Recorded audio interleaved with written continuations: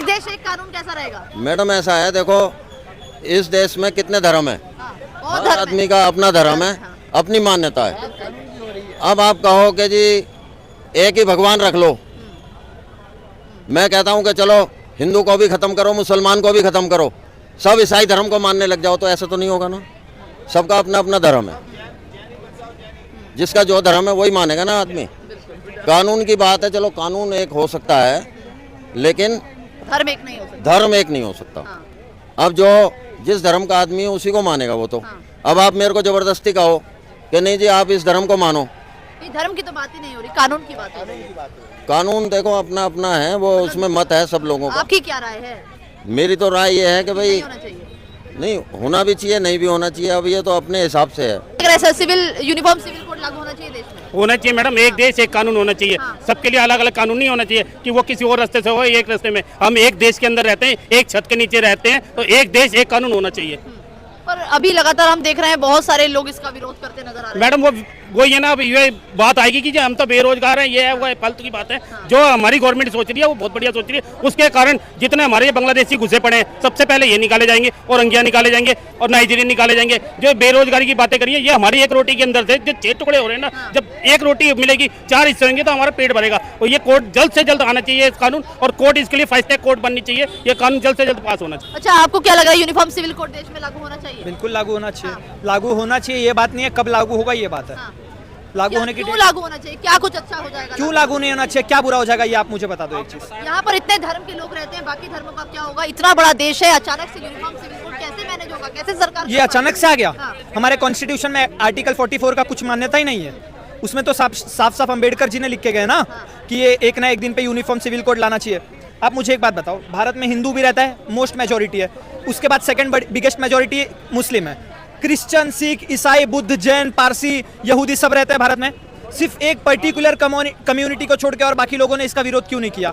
बाकी लोग विरोध क्यों नहीं कर रहे? इसके पहले जब CAA NRC की बात हो रही थी, तब ये लोग जाके शाहीन बाग में साल भर बैठ के बिरयानी खाने लग गए, ये बोल के कि हमें सिर्फ हमें क्यों पर्ची दिखाने के लिए या पहचान पत्र दिखाने के लिए बोला जा रहा है, हमें भी समान अधिकार चाहिए लोगों की तरह, हिंदुओं की तरह। तो जब वही समान अधिकार बीजेपी वाले दे रहे हैं, UCC ला रहे हैं, तब इसमें इनको दिक्कत है। तो ये इनको बताने की जरूरत है कि इनको समान अधिकार चाहिए या नहीं चाहिए। हमारी तरफ से तो क्लियर है कि UCC आएगा, लोगों को समानता मिलेगी। और यूनिफॉर्म सिविल कोड में ये कहाँ लिखा है कि तुम मदरसे में मत जाओ, तुम मस्जिद में मत जाओ, तुम नमाज मत पढ़ो? सिविल कोड मतलब ये सिविल लॉ के तहत है कि तुम ये 4 शादियां नहीं कर सकते, ट्रिपल तलाक नहीं होगा। जिस तरीके से और भी महिलाओं को अधिकार है, दूसरे जाति धर्म के लोगों को अधिकार है, वही समान अधिकार तुम्हारे इसमें मिलेगा। तो इससे किसी को परेशानी क्या है? महिलाओं को अधिकार मिलना ये क्या अच्छी बात नहीं होती क्या?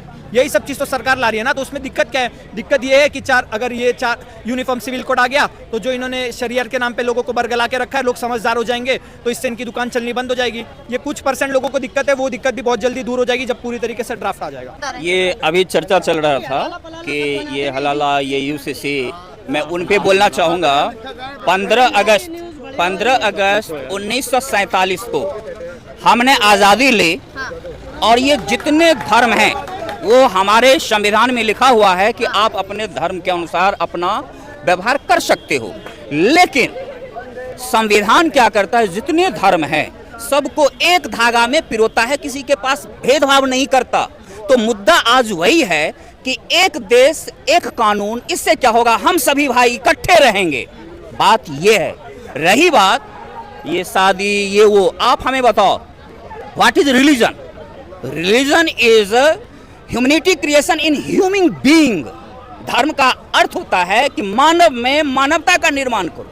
कोई भी धर्म दुनिया का गलत रास्ते पे नहीं चलने देता, हम उसको गलत तरीके से तोड़ मरोड़ के आगे रखते हैं। लेकिन संविधान धार्मिक मामले में तटस्थ होनी चाहिए, उस आधार पर कोई भेदभाव नहीं हो। इसलिए एक देश एक कानून होनी चाहिए। बीजेपी का सिर्फ ये एजेंडा है, ऐसा कुछ होने वाला नहीं है, हिंदुओं को बरगलाने की कोशिश। मैं बता रहा हूँ, मोदी जी हिंदू और मुस्लिम नहीं कर रहे हैं, आम जनता कर रहे हैं। मोदी जी जो है हिंदू को और मुस्लिम को सबको बराबर देखते हैं। ये क्यों कहा कि मुस्लिमों को भड़काया जा रहा है UCC के मुद्दे पर? वो मैं बता रहा हूँ, वो मैं बता रहा हूँ, ठीक बोले हैं। एक बिल आई थी किसान के लिए, मुस्लिम को भड़का रहे हैं, किसान के लिए पक्ष मुस्लिमों को भड़का रहा है, भड़का रहे हैं। मुस्लिम तो कह रहे हैं लागू कर दो बिल। क्या मुस्लिम तो कह रहे हैं लागू कर दो। हाँ, विपक्ष है कौन? तो साफ कह रहे हैं बिल लागू। जो विपक्ष है, विपक्ष में मुस्लिम में ज्यादा नहीं, हिंदू ही है। अरे हिंदू ही उनको बरगला रहे हैं, मोदी जी नहीं बरगला रहे हैं। एक चीज मैडम, मतलब हिंदुओं में तो एकता ही नहीं हुई फिर जिस तरीके की की आप बात कर रहे हिंदू हैं? की एकता नहीं, हिंदुस्तानी में एकता होनी चाहिए। हम हिंदुस्तान में एकता? नहीं, मैं बता रहा हूँ ना, हिंदुस्तानी में एकता होनी चाहिए। इसीलिए बीजेपी का मैनिफेस्टो में कभी सुने हैं कि किसी जाति वर्ग विभेद करता हो? किसी मैनिफेस्टो में कभी देखे हैं? सड़क बनाती है तो हर जाति के लिए बनाती है, स्कूल खोला तो हर जाति के लिए, टॉयलेट बनाया तो हर जाति के लिए, कोई हिंदू मुस्लिम नहीं करता, लेकिन ये लोग करते हैं, बाकी जो विपक्षी दल हैं। और सुनिए गजब की बात, आप सभी पढ़े लिखे होंगे, चंद्रमा पर लोग गए थे पानी की तलाश में, जीवन की तलाश में, क्योंकि पानी से ही जीवन है। मैं बिहार की धरती से आता हूं, 17 दल गए थे, वहां पर पानी है, जीवन नहीं है। तो सबसे पहले नीतीश कुमार बिहार में जीवन लाके देखो, जो बिहारी भटक रहा है पहले उसको समेट ले, ठीक है ना? फिर आए बाकी मोदी के बारे में बात करने के लिए। मोदी रियल में प्रजातंत्र से उत्पन्न हुए हैं। मैं देखा बिहार में जितने मंत्री हुए आज तक, उनके ही कुनबा के लोग शिक्षा मंत्री हुए तो उनके कुनबा के लोग इंटर काउंसिल में बड़े हुए हैं, एक मंत्री हुआ तो उनका ही। दुर्भाग्य की बात नहीं है, एक 9वीं पास 7वीं पास कोई मुख्यमंत्री हो जाता है, पढ़े लिखे ग्रेजुएट 8,000 10,000 की नौकरी के लिए भटकते हैं। क्या वो प्रजातंत्र है? लालू यादव का परिवार है, किसी का राबड़ी देवी परिवार हो। मुख्यमंत्री बन गई, अंगूठा निशान है। वो प्रजातंत्र है? ये लोकतंत्र है, ये है लोकतंत्र। और सुन लीजिए, मैं दिल्ली की बात बताने जा रहा हूं। अब ये जो अभी चल रहा है ना, फ्री फ्री फ्री, ये सरकार बनाए थे केजरीवाल। अभी वहां चला टमाटर का भाव। टमाटर आप सभी ध्यान से सुनेंगे, कहां मिट्टी से निकलता है, बारिश हुई फसल गया। लेकिन आप जो कहते हो मैं फ्री बिजली दूंगा, कि क्या केजरीवाल के घर में बिजली बनती है? आप अपने पॉकेट से दोगे बिजली ला करके? वो बताओ।